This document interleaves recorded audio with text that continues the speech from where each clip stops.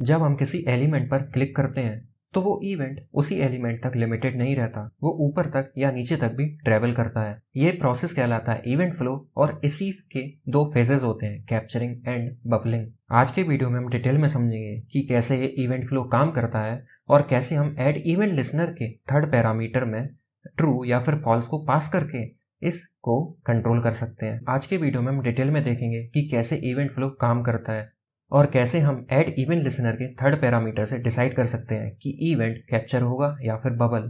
तो hello guys, मेरा नाम है लोकेंद्र, आप देख रहे हैं लोकी अनलॉक्ड, जहां हम अनलॉक करेंगे आपके ट्रू पोटेंशियल को। चलिए चलते कंप्यूटर स्क्रीन पर और शुरू करते हैं।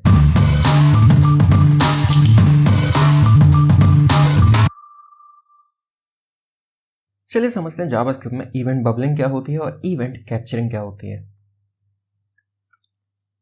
सबसे पहले समझते हैं कि इवेंट के क्या क्या फेसेस होते हैं जावास्क्रिप्ट में।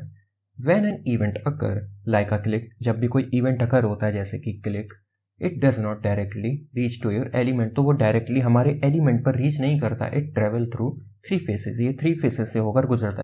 जो पहला होता है वो होता है कैप्चरिंग फेस, सेकंड जो होता है वो होता है टारगेट फेस एंड थर्ड जो होता है वो होता है बबलिंग फेस। कैप्चरिंग फेज में जो होता है वो सबसे पहले विंडो ऑब्जेक्ट से जाता है, हमारे जावास्क्रिप्ट में जो विंडो ऑब्जेक्ट होता है, उसके बाद डॉक्यूमेंट ऑब्जेक्ट में जाता है। देन जो हम जिस भी टारगेट एलिमेंट पर हमने क्लिक किया है, मान लो उसके जो पेरेंट होगा उस पर जाएगा। उसके बाद जो हमारा एक्चुअल टारगेट होता है उस पर जाता है। टारगेट फेज में ऑब्वियसली जो हमारे इवेंट है वो रीच कर जाता है हमारे एलिमेंट पर जिस पर हमने एक्चुअली क्लिक किया था। और उसके बाद बबलिंग फेज में क्या होता है, बबलिंग फेज में कैप्चरिंग फेज का जस्ट अपोजिट होता है। मींस इवेंट गोस बैकअप टारगेट से पेरेंट डॉक्यूमेंट एंड विंडो। जो कैप्चरिंग फेज होता है उसमें विंडो से टारगेट एलिमेंट की तरफ जाता है, और जो बबलिंग फेज होता है उसमें जो होता है वो एलिमेंट जिस पर हमने क्लिक किया, जो हमारा टारगेट एलिमेंट है, उससे हमारे डॉक्यूमेंट देन विंडो पर जाता है। जैसे मैंने बताया कि कैप्चरिंग फेज में क्या होता है, सबसे पहले विंडो में जाता है, देन डॉक्यूमेंट, उसके बाद जो हमारे HTML के टैग्स होते हैं जैसे कि बॉडी हो गया, डिव हो गया, डिव जो बटन का होगा इस केस में पेरेंट एलिमेंट, उसके बाद ये जो हो गया बटन है जो हमारा टारगेट फेज हो गया। उसके बाद टारगेट से होता है बबल फेज, तो बबल फेज में जस्ट अपोजिट होता है। मीन्स बटन से फिर डिव में जाएगा, डिव से बॉडी में जाएगा, बॉडी से डॉक्यूमेंट एंड डॉक्यूमेंट से देन विंडो में। So an event travels down during capturing, जो इवेंट होता है वो नीचे की तरफ जाता है कैप्चरिंग फेज में एंड ऊपर की तरफ जाता है बबलिंग फेज में। अब समझते हैं कि इवेंट बबलिंग क्या होता है। Event bubbling, in bubbling the event starts from target element and moves upward toward the root. जो बबलिंग होता है, इवेंट बबलिंग में क्या होता है कि जिस भी एलिमेंट पर हमने क्लिक किया है उस एलिमेंट से जो इवेंट है वो बाहर की तरफ मूव करता है। चलिए हम डायरेक्ट कोड में जंप करते हैं और समझते हैं कोड के थ्रू कि इवेंट बबलिंग क्या होती है। इस वीडियो के लिए जो मैं फाइल बना रहा हूँ वो है tut59.js, और हर वीडियो की तरह ही आपको इस वीडियो की फाइल की गिटहब रेपोजिटरी का लिंक नीचे डिस्क्रिप्शन बॉक्स में मिल जाएगा। सबसे पहले तो हम क्या करेंगे, जो हमारी index.html फाइल है उसमें हम अपनी जो 59th जावास्क्रिप्ट फाइल है उसको हम लिंक कर लेंगे स्क्रिप्ट टैग के थ्रू। देन हमारे पास जो हमारा HTML है उसमें हमारे पास एक div है जो कि पेरेंट div है, मैंने ऑलरेडी बना रखा है, और हमारे पास एक बटन है जिस पर हम क्लिक करेंगे। तो हम सबसे पहले तो इन दोनों एलिमेंट्स को यहाँ पर सिलेक्ट कर लेते हैं। अपनी जावास्क्रिप्ट फाइल में हमारे पास एक पेरेंट डिव है जिसको हम सिलेक्ट करेंगे document dot gate element by ID. अब आप अगर सोच रहे हैं कि ये जो गेट एलिमेंट बाय आईडी है ये क्या होता है और ये कहाँ से आया और हम कैसे जावास्क्रिप्ट के थ्रू अपने HTML के एलिमेंट्स को सिलेक्ट करते हैं, तो आपको मेरी पिछली कुछ वीडियोस देखनी चाहिए, तो आपको बेटर तरीके से समझ में आएगा। उसमें मैंने इन सब के बारे में डिटेल में बात की है कि डॉम क्या होता है, डॉम को हम किस प्रकार सेलेक्ट करते हैं, डॉम की स्टाइल्स को, टेक्स्ट को, एंड इवन पूरे के पूरे HTML को हम कैसे जावास्क्रिप्ट के थ्रू चेंज कर सकते हैं। उसके बाद हम यहाँ पर अपना जो बटन है उसको सिलेक्ट करेंगे document dot gate element by ID, और यहाँ पर मैं जो हमारी BTN ID है उसको दे दूंगा। यहाँ पर BTN ही थी ID, हाँ BTN थी। इसके बाद हम क्या करेंगे कि इस पेरेंट डिव पर ऐड इवेंट लिसनर लगाएंगे और इस पर हम लिख देंगे क्लिक, क्योंकि हमें क्लिक इवेंट को लिसन करना है। इसके बाद हम यहाँ पर एक कॉल बैक फंक्शन पास करेंगे और यहाँ पर लिख देंगे कि div element clicked, and similarly इसको मैं रेप्लिकेट कर लूँगा और ये जो इवेंट लिसनर है मैं इस बटन पर भी लगाऊंगा और यहाँ पर लिख दूंगा कि btn एलिमेंट क्लिक्ड। फाइल को मैं जैसे ही सेव करूँगा और हमारे पास ये जो क्लिक मी का बटन देख रहे हैं, इस क्लिक मी बटन पर मैं क्लिक करूँगा तो सबसे पहले हमें दिखाई दिया कि बटन एलिमेंट क्लिक हुआ। उसके बाद हमारे पास आया कि डिव एलिमेंट क्लिक हुआ। मीन्स हुआ क्या कि सबसे पहले हमारा जो टारगेट एलिमेंट था उस पर हमारा जो एलिमेंट है वो क्लिक हुआ। देन बबलिंग फेज में जो टारगेट वेरिएबल से बबलिंग फेज में जो इवेंट होता है वो टारगेट वेरिएबल से बाहर की तरफ जाता है। तो सबसे पहले तो क्या हुआ कि जो बटन था उस पर इवेंट फायर हुआ, उस पर इवेंट अकर हुआ। देन बबलिंग फेज में क्या होगा कि जो इवेंट है वो बाहर की तरफ जाएगा, मीन्स इसके पेरेंट की तरफ जाएगा, इसलिए हमें यहाँ पर डिव एलिमेंट क्लिक्ड देखने को मिला। तो उम्मीद है आपको समझ आया होगा कि इवेंट बबलिंग क्या होती है। इसके बाद आता है इवेंट कैप्चरिंग। ये जस्ट अपोजिट होता है इवेंट बबलिंग का और इसको हम इनेबल कर सकते हैं। जो एड इवेंट लिसनर फंक्शन होता है उसमें थर्ड आर्गुमेंट ट्रू पास करके। Capturing is the opposite direction, जो कैप्चरिंग है वो बिल्कुल अपोजिट डायरेक्शन होती है। The event is handled from top to down, जो इवेंट है वो बाहर से अंदर की तरफ या ऊपर से नीचे की तरफ आता है। You can enable it by setting the third argument true in the add event listener. हम एड इवेंट लिसनर में जो थर्ड आर्गुमेंट होता है उसको ट्रू पास करके इसको इनेबल कर सकते हैं। फॉर एग्जाम्पल हम यहाँ पर अगर सिंपली क्या करेंगे, हम सिंपली जो हमारा कॉलबैक फंक्शन हमने पास किया है पेरेंट डिव में, उसमें हम हमारा जो थर्ड आर्गुमेंट है वो ट्रू पास कर देंगे। फाइल को सेव करेंगे जैसे ही और अब हम क्लिक मी बटन पर क्लिक करेंगे तो आप देखेंगे कि अब हमें पहले डिव एलिमेंट क्लिक देखने को मिला, उसके बाद बटन एलिमेंट क्लिक देखने को मिला। तो हुआ क्या कि जैसे ही हमने हमारे बटन पर क्लिक किया तो इवेंट कैप्चरिंग फेज में जो इवेंट होता है वो बाहर से अंदर की तरफ आता है।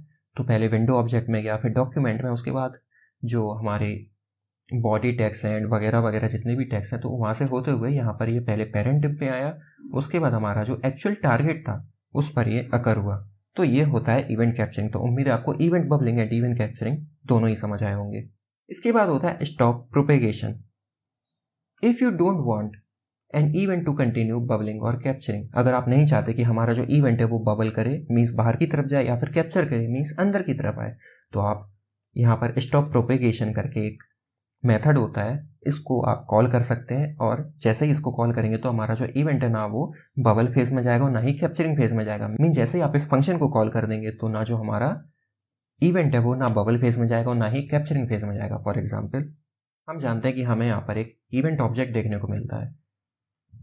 इस इवेंट ऑब्जेक्ट में हम स्टॉप प्रोपेगेशन फंक्शन को कॉल करेंगे और जैसे ही कॉल करेंगे फाइल को सेव करेंगे, इसके बाद हम अपने क्लिक मी बटन पर क्लिक करेंगे तो हमें जो है वो डिव एलिमेंट क्लिक्ड और बटन एलिमेंट क्लिक अभी दोनों ही देखने को मिल रहे हैं, क्योंकि हम यहाँ पर इवेंट कैप्चरिंग को यूज़ कर रहे हैं। अगर मैं यहाँ से ट्रू को हटा दूंगा, अब फाइल को सेव करूंगा और क्लिक मी बटन पर क्लिक करूंगा तो अब हमें सिर्फ बटन एलिमेंट क्लिक देखने को मिला। हमें जो मिलना चाहिए था इसके बाद डिव एलिमेंट क्लिक वो देखने को नहीं मिला, क्योंकि हमने यहाँ पर स्टॉप प्रोपेगेशन का यूज़ किया। सिमिलरली मान लो हमने यहाँ पर ट्रू को रहने दिया और यहाँ से हमने इवेंट ऑब्जेक्ट लिया, इस इवेंट ऑब्जेक्ट से हमने लगाया स्टॉप प्रोपेगेशन फंक्शन को कॉल किया, फाइल को सेव किया। अब जैसे ही मैं क्लिक मी पर क्लिक करूंगा तो हमें डिव एलिमेंट क्लिक देखने को मिलेगा, जो हमारा इवेंट कैप्चरिंग फेज था। मीन्स पेरेंट से जो अब हमारा जो इवेंट था वो चाइल्ड की तरफ जाता था वो नहीं जाएगा, सिर्फ वो पेरेंट पर ही रुक जाएगा। तो इस प्रकार आप अपने इवेंट को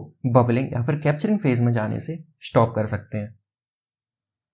इसके बाद है स्टॉप इमीडिएट प्रोपेगेशन, जो कि स्टॉप कर देता है all event listener on the same element from executing. कहने का क्या मतलब है, मान लो हमने क्या किया, अभी हम इवेंट कैप्चरिंग का यूज़ कर रहे हैं तो हमारा जो डिव एलिमेंट है उस पर हमें इवेंट देखने को मिल रहा है। तो मान लो हम क्या करेंगे, हम इसी को रेप्लिकेट करेंगे। हमने अपने जो पेरेंट डिव वाला इवेंट लिसनर हमने ऐड किया था उसको मैंने रेप्लिकेट किया और हम क्या कर रहे हैं कि हम सेम एलिमेंट पर हम इवेंट को लिसन कर रहे हैं। अब ये जो इवेंट है अभी तो मैंने क्लिक दिया, बट ये कोई भी इवेंट हो सकता है। तो मान लो हमने क्या किया, हमने यहाँ पर स्टॉप प्रोपेगेशन के साथ साथ हमने किया स्टॉप इमीडिएट प्रोपेगेशन, या फिर अभी हम इसको नहीं करते। मान लो हम ऐसा करें और यहाँ पर मैं लिख दूँ कि डिव एलिमेंट, यहाँ पर मैं 2 दे देता हूँ। फाइल को अगर मैं सेव करूँगा तो हमें डिव एलिमेंट क्लिक्ड और डिव एलिमेंट 2 क्लिक्ड दोनों ही देखने को मिल रहे हैं। लेकिन अगर मान लो मैं यहाँ पर दे दूँ E dot stop immediate propagation function को हम कॉल करते हैं, फाइल को सेव करें और अगर मैं अब इस बटन पर क्लिक करूँगा तो हमें सिर्फ डिव एलिमेंट क्लिक देखने को मिलेगा। हमें जो हमारा जो सेकंड कंसोल लॉग था div element 2 क्लिक्ड, वो देखने को नहीं मिलेगा, क्योंकि जो स्टॉप इमीडिएट प्रोपेगेशन होता है वो क्या करता है कि अगर हमने सेम एलिमेंट पर कोई और इवेंट को लिसन किया हो तो वो उसको इमीडिएटली स्टॉप कर देता है। मीन्स वो जो इवेंट है वो अकर नहीं होगा, इवेंट तो अकर होगा लेकिन हमारा जो एड इवेंट लिसनर है वो उसको लिसन नहीं करेगा उस केस में। तो उम्मीद है ये चीज़ आपको समझ आई होगी। जैसा कि मैंने यहाँ पर लिखा है कि stop all event listener on the same element from executing, की सेम एलिमेंट पर बाकी जितने भी इवेंट लिसनर हैं उनको स्टॉप कर देता है लिसन करने से या एग्जीक्यूट करने से। और होता क्या है कि हमारा जो केवल एक ही हैंडलर है वो रन होता है। एक रियल लाइफ एनालॉजी से समझते हैं। मान लीजिए एक क्लासरूम है, तो कैप्चरिंग फेज में क्या होगा कि जो टीचर है वो प्रिंसिपल के ऑफिस से आएगा, उसके बाद क्लास में आएगा, देन स्टूडेंट के पास आएगा जिसने कुछ खो दिया है। इसके बाद बबलिंग फेज में क्या होगा कि स्टूडेंट जो है वो उसे कुछ मिलेगा, वो इन्फॉर्म करेगा क्लास के रिप्रेजेंटेटिव को, जो कि टीचर को इन्फॉर्म करेगा, और जो टीचर है वो प्रिंसिपल को इन्फॉर्म करेगा। मीन्स होता क्या है, जो कैप्चरिंग फेज में जो चीज़ें हैं वो ऊपर से नीचे की तरफ आती हैं, मीन्स बाहर से अंदर की तरफ, इस केस में जैसे प्रिंसिपल ऑफिस से क्लासरूम की तरफ आ रही हैं, और जो बबलिंग फेज है उसमें चीज़ें अंदर से बाहर की तरफ, मीन्स क्लासरूम से प्रिंसिपल ऑफिस की तरफ जाती हैं।